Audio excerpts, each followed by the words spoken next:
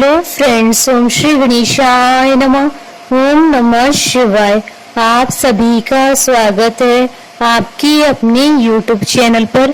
Friends, आज हम आपको इस वीडियो में बताने जा रहे हैं मनचाहे वर की प्राप्ति के लिए कुंवारी कन्याएं हरतालिका तीज का व्रत किस प्रकार करें और हरतालिका तीज के शुभ मुहूर्त और हरतालिका तीज के दिन किए जाने वाले उपाय और हरतालिका तीज की पौराणिक व्रत कथा के बारे में। फ्रेंड्स, वीडियो शुरू करने से पहले आपसे रिक्वेस्ट है, अगर आप हमारे चैनल पर नए हैं और आपने अभी तक चैनल को सब्सक्राइब नहीं किया है तो प्लीज सब्सक्राइब कीजिएगा चैनल को, साथ ही प्रेस कीजिएगा बेल आइकन को, जिससे नए वीडियो से रिलेटेड नोटिफिकेशन आपको तुरंत प्राप्त हो सके। और वीडियो पसंद आने पर वीडियो को लाइक और शेयर जरूर कीजिएगा ताकि सभी भक्तों को इस वीडियो का लाभ प्राप्त हो सके। और कमेंट बॉक्स में ओम नमः शिवाय जरूर लिखिएगा। हरतालिका तीज का व्रत सुहागिन स्त्रियों के लिए बहुत मायने रखता है, लेकिन अच्छे वर की कामना के लिए यह व्रत कुंवारी लड़कियां भी करती है। हरतालिका तीज का व्रत भाद्रपद मास की शुक्ल पक्ष की तृतीया तिथि को मनाया जाता है। यह व्रत निर्जला रखा जाता है। इस दिन महिलाएं माता पार्वती की पूजा अखंड सौभाग्य और सुख शांति के लिए करती हैं। वहीं कुंवारी लड़कियों के लिए भी यह व्रत बहुत मायने रखता है। इस दिन कुंवारी लड़कियां व्रत रखकर अच्छे और मनचाहे वर की कामना करती हैं। फ्रेंड्स, अब आइए जानते हैं कुंवारी लड़कियां हरतालिका तीज व्रत किस प्रकार करें। प्रातः काल में उठकर स्नान आदि करने के बाद स्वच्छ कपड़े पहने, इसके बाद शुभ मुहूर्त के समय हाथ में जल लेकर व्रत का संकल्प करने के बाद पूजा आरंभ करें। इस दिन माता पार्वती भगवान शिव के साथ उनके पुत्र गणेश जी की भी पूजा की जाती है। माता पार्वती, शिव जी और गणेश जी की बालू की प्रतिमाएं बनाएं और एक चौकी पर स्थापित करें, साथ ही कलश स्थापित करें। इसके बाद तिलक करें। माता पार्वती को अक्षत, चुनरी, फूल, फल, धूप, दीप आदि अर्पित करें। शिव जी को सफेद चंदन, बिल्वपत्र, भांग, धतूरा आदि अर्पित करें। भगवान शिव को सफेद फूल अर्पित करने चाहिए। भगवान शिव की पूजा करते समय ओम नमः शिवाय मंत्र का जाप करें। उसके बाद शिव पार्वती गणेश जी को भोग लगाएं। माँ पार्वती का पूजन करते समय ओम उमाय नमः मंत्र का जाप करें और अच्छे वर की कामना करें। फ्रेंड्स, अब आइए जानते हैं साल 2025 की हरतालिका तीज की शुभ मुहूर्त के बारे में। हिंदू पंचांग के अनुसार साल 2025 में हरतालिका तीज का व्रत 26 अगस्त 2025 मंगलवार के दिन है। भाद्रपद शुक्ल तृतीय तिथि प्रारंभ होगी 25 अगस्त 2025 को दोपहर 12:34 पर और भाद्रपद शुक्ल तृतीय तिथि का समापन होगा 26 अगस्त 2025 को दोपहर 1:54 पर। सुबह की पूजा का शुभ मुहूर्त रहेगा 26 अगस्त 2025 को सुबह 6:04 से सुबह 8:37 तक। कुल अवधि 2 घंटे 34 मिनट है और गोधूली पूजा का शुभ मुहूर्त रहेगा शाम 6:53 से शाम 7:16 तक।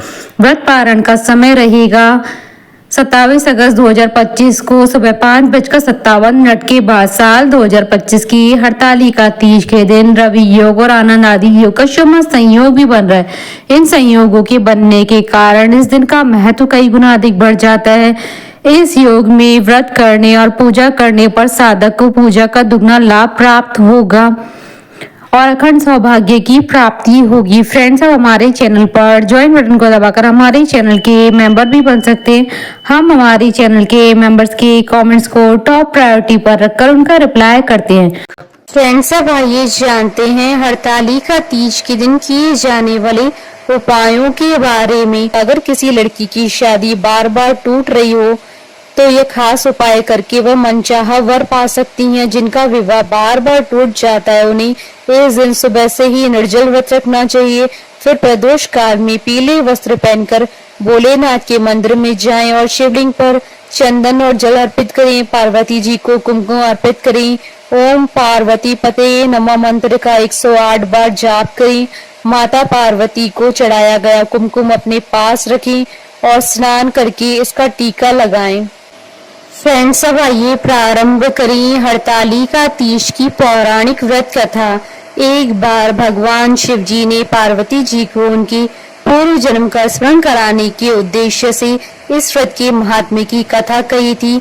श्री भोले शंकर बोले, हे गौरी, पर्वतराज हिमालय पर स्थित गंगा के तट पर तुमने अपनी बाल्यावस्था में 12 वर्षों तक अधोमुखी होकर घोर तप किया था। इतनी अवधि में तुमने अन्न न खाकर पेड़ों के सूखे पत्ते चबाकर व्यतीत किए। माघ की विकराल शीतलता में तुमने निरंतर जल में प्रवेश करके तप किया। वैशाख की जला देने वाली गर्मी में तुमने पंचाग्नि से शरीर को तपाया। श्रावण की मूसलाधार वर्षा में खुले आसमान के नीचे बिना अन्न जल ग्रहण किए समय व्यतीत किया। तुम्हारे पिता तुम्हारी कष्ट साध्य तपस्या को देखकर बड़े दुखी होते थे, उन्हें बड़ा कलेश होता था। तब एक दिन तुम्हारी तपस्या तथा पिता की कलेश को देखकर नारद जी तुम्हारे घर पधारे। तुम्हारे पिता ने हृदय से अतिथि सत्कार करके उनके आने का कारण पूछा। नारद जी ने कहा, गिरिराज, मैं भगवान विष्णु के भेजने पर यहाँ उपस्थित हुआ हूँ। आपकी कन्या ने बड़ा कठोर तप किया है, इससे प्रसन्न होकर वे आपकी सुपुत्री से विवाह करना चाहते हैं। इस संदर्भ में आपकी राय जानना चाहता हूँ। नारद जी की बात सुनकर गिरिराज गदगद हो उठे। उनके तो जैसे सारे कलेश ही दूर हो गए। प्रसन्नचित होकर वे बोले, श्रीमान, यदि स्वयं विष्णु मेरी कन्या का वरण करना चाहते हैं तो भला मुझे क्या आपत्ति हो सकती है? वे तो साक्षात ब्रह्म है। हे महर्षि, यह तो हर पिता की इच्छा होती है कि उसकी पुत्री सुख संपदा से युक्त पति के घर की लक्ष्मी बने। पिता की सार्थकता इसी में है कि पति के घर जाकर उसकी पुत्री पिता के घर से अधिक सुखी रहे। तुम्हारे पिता की स्वीकृति पाकर नारद जी विष्णु जी के पास गए और उनसे तुम्हारे ब्याह के निश्चित होने का समाचार सुनाया। मगर इस विवाह के संबंध की बात जब तुम्हारे कान में पड़ी तो तुम्हारे दुख का ठिकाना न रहा।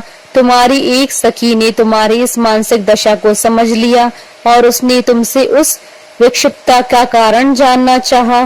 तब तुमने बताया, मैंने सच्चे हृदय से भगवान शिव शंकर का वरण किया है, किंतु मेरे पिता ने मेरा विवाह विष्णु जी के साथ निश्चित कर दिया है। मैं विचित्र धर्म संकट में हूँ, अब क्या करूँ? प्राण छोड़ देने के अतिरिक्त अब कोई भी उपाय शेष नहीं बचा है। तुम्हारी सखी बड़ी ही समझदार और सूझबूझ वाली थी।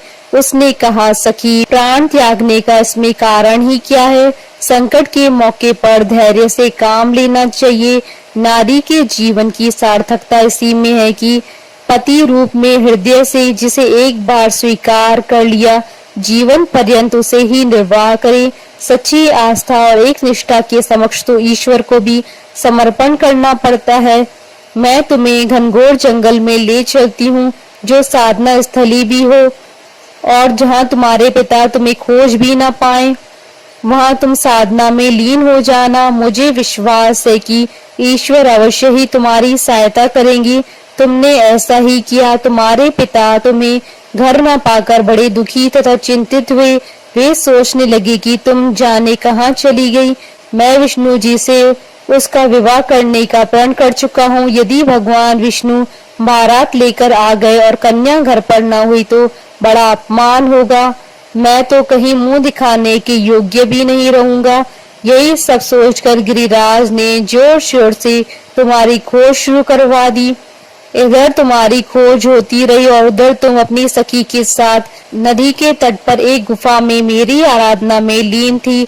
भाद्रपद शुक्ल तृतीया को हस्त नक्षत्र था। उस दिन तुमने रेत के शिवलिंग का निर्माण करके व्रत किया। रात भर मेरी स्तुति के गीत गाकर जागी। तुम्हारी इस कष्ट साध्य तपस्या के प्रभाव से मेरा आसन डोलने लगा, मेरी समाधि टूट गई। मैं तुरंत तुम्हारे समक्ष पहुंचा और तुम्हारी तपस्या से प्रसन्न होकर तुमसे वर मांगने के लिए कहा। तब अपनी तपस्या के फलस्वरूप मुझे अपने समक्ष पाकर तुमने कहा, मैं हृदय से आपको पति के रूप में वरण कर चुकी हूँ। यदि आप सचमुच मेरी तपस्या से प्रसन्न होकर आप यहाँ पधारे हैं तो मुझे अपनी अर्धांगिनी के रूप में स्वीकार कर लीजिए। तब मैं तथास्तु कहकर कैलाश पर्वत पर लौट आया। प्रातः होते ही तुमने पूजा की समस्त सामग्री को नदी में प्रवाहित करके अपनी सहेली सहित व्रत का पारण किया। उसी समय अपने मित्र, बंधु व दरबारियों सहित गिरिराज तुम्हें कोसते कोसते वहां आ पहुंचे और तुम्हारी इस कष्ट साध्य तपस्या का कारण तथा उद्देश्य पूछा। उस समय तुम्हारी दशा को देखकर गिरिराज अत्यधिक दुखी हुए और पीड़ा के कारण उनकी आंखों से आंसू मड़ आए। तुमने उनके आंसू पोंछते हुए विनम्र स्वर में कहा, पिताजी, मैंने अपने जीवन का अधिकांश समय कठोर तपस्या में बिताया है। मेरी इस तपस्या का उद्देश्य केवल यही था कि महादेव को पति के रूप में पाना चाहती थी। आज मैं अपनी तपस्या की कसौटी पर खरी उतर चुकी हूँ। आप क्योंकि विष्णु जी के साथ मेरा विवाह करने का निर्णय ले चुके थे, इसलिए मैं अपने आराध्य की खोज में घर छोड़कर चली आई। अब मैं आपके साथ इसी शर्त पर घर जाऊंगी कि आप मेरा विवाह विष्णु जी से न करके महादेव जी से करेंगे। गिरिराज मान गए और तुम्हें घर पर ले गए। कुछ समय के पश्चात शास्त्रोक्त विधि विधान पूर्वक उन्होंने हम दोनों को विवाह सूत्र में बांध दिया।